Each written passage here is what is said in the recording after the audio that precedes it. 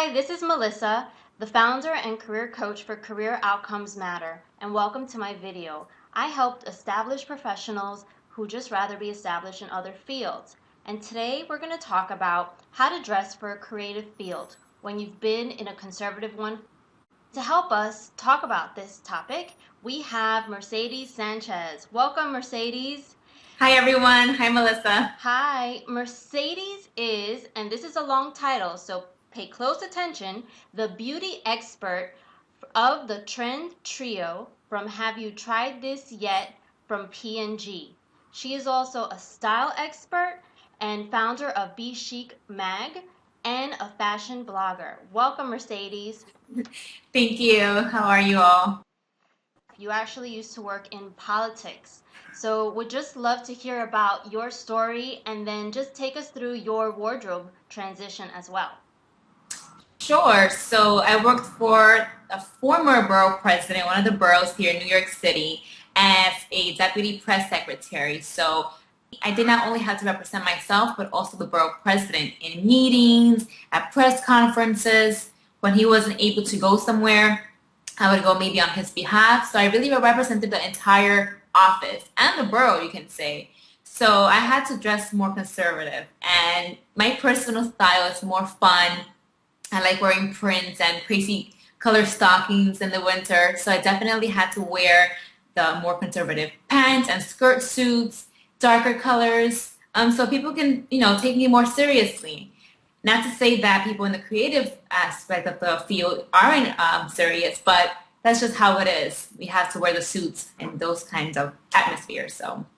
In light of career changers, a lot of what I've spoken about with my clients are transferable skills. But from your perspective, would be really curious to hear about transferable wardrobe pieces. So for instance, a lot of individuals work in very straight-laced environments and they want to go after work to like a networking event in a creative sort of spot.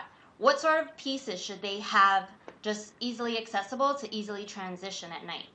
Well, for women, I think definitely it starts off with the lipstick. Maybe you're wearing a lip gloss or a more neutral tone in the office, but now that you're going to the networking party or an event, take out the red color, take out the darker berries. Right now I'm wearing a darker berry for the fall, but yes, you can wear it throughout the entire year. So definitely starting off with lipstick is good. Eyeliner, I think some women like to put the cat eye look on their shadows, on their eyeliners. So I think you can definitely transition in that aspect.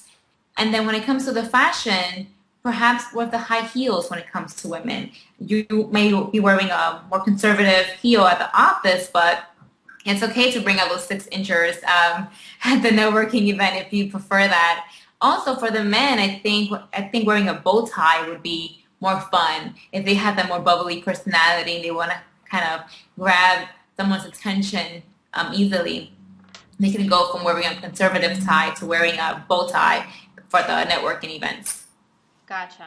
Okay. So I think the question will be, is it going to be a clip-on or an actual bow tie, and does it even matter? So that'll be one that I'll let the guys answer on their own. Sure. What are some other blunders that guys should really be on the lookout for? I think the number one mistake some guys do, especially when they're first starting off in their careers, is wearing oversized clothes. Maybe their jacket or blazer is kind of too big, or their pants are well fitted towards the top, but then towards the bottom, they're kind of baggy. You have to invest in a good tailor. I mean, I know when you're first starting off, maybe you can't afford a custom-made suit, but get it tailored. Just invest those extra cash and making sure that it fits well. That's the number one thing. Also, from personal experience, I think some guys that I know like to coordinate too much, just like too matchy-matchy. Not everything has to really match with the same color. You can combine different colors, maybe like a brown and an orange or a purple and a brown. It's okay to kind of take that extra step. So on another point, so a lot of the clients that I've worked with, they're currently employed. So they have no time to go out and, go through the racks, for instance. They have to just buy stuff online. So can you recommend any websites, e-commerce sites that they can check out to have that blend of conservative but still a little bit creative? Sure. Just recently, actually a couple of months ago, I held a workshop with El Diario, La Prensa, and Macy's, and it was all about being able to find everything you need in one department Mm. store. And they also have things available online. And then for the women, everything's there from different sizes and different personal styles. I recommend going to a site like Macy's, for example. And as far as the men's warehouse, believe it or not, it's not just for those tuxedos. They actually have a section called where you can style it on your own, like find your own suit or suit yourself. And you can go through their website and find different kinds of ties. They also have a big and tall section. So those are two websites that just came to mind right now. They'll be perfect for that. So not everyone can put an outfit together like yourself or anyone else that you've worked with in fashion. Where can we go online for a little bit of inspiration? And I've been familiar with sites like Polyvore, but just kind of curious what other places folks might look.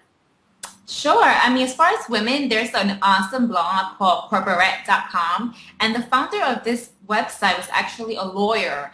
I'm not sure if she still practices or not, but all that she writes about is how you can bring your personal style to the workplace, which is fantastic for this particular interview that we're having right now. So it's corporate.com. I recommend you go on it.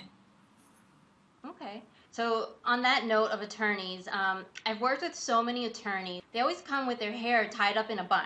So imagine an attorney that now wants to go into advertising, let's say. Can they actually and finally let their hair loose? And can you actually wear your hair curly? I think so, especially in the creative field. I mean, just you have to embrace yourself, really, Hmm. and just let it all out. I think is the best way. And also, it kind of shows more of your personality, which is one of the biggest attributes that you can bring to that interview, especially in the creative field. Bring your hair down, let it loose, let those natural curls go out all out. That's what I would say. Got it. And then when it comes to boys, though, I think they have to kind of watch out. Okay. And so what about for guys piercings? Would you say that piercings are appropriate? Does it really depend on the creative field? I would say for the men and piercings, maybe it's just me, but I think those old and old-fashioned traditions and customs still applies today. I would say leave your piercings for maybe 2 or 3 months after you get the job, just to play it safe. Because some people are still very conservative, even though it's a more creative field, or not. Just I would say for the boys, leave the piercings for after the interview, and then let everyone know who you are. Last piece of advice, just advice for women and advice for men. What are your top little pieces of advice for them? Sure. Definitely just be yourself and shop smart. I mean, when I first started looking for clothes to wear for an interview, I had no money because I didn't have a job. So you can actually go to places like maybe even an H&M to find that blazer that you need to accompany a pair of pants or a pencil skirt that you have. You don't have to splurge right away. And you can actually also find good jackets at thrift stores. It's not all about those high-end department stores or getting that custom-made suit. So just put some time into that, I would say. Definitely when you're first starting out, it's all about investing your time and looking for that perfect piece. That's my number one advice. Thank you so much, Mercedes. And thank you all for watching. Please subscribe to my channel. And for more useful tips, just check out my YouTube and website, melissalarena.com. Thanks again, Mercedes. Have a great one. Thank you. Bye-bye. Bye.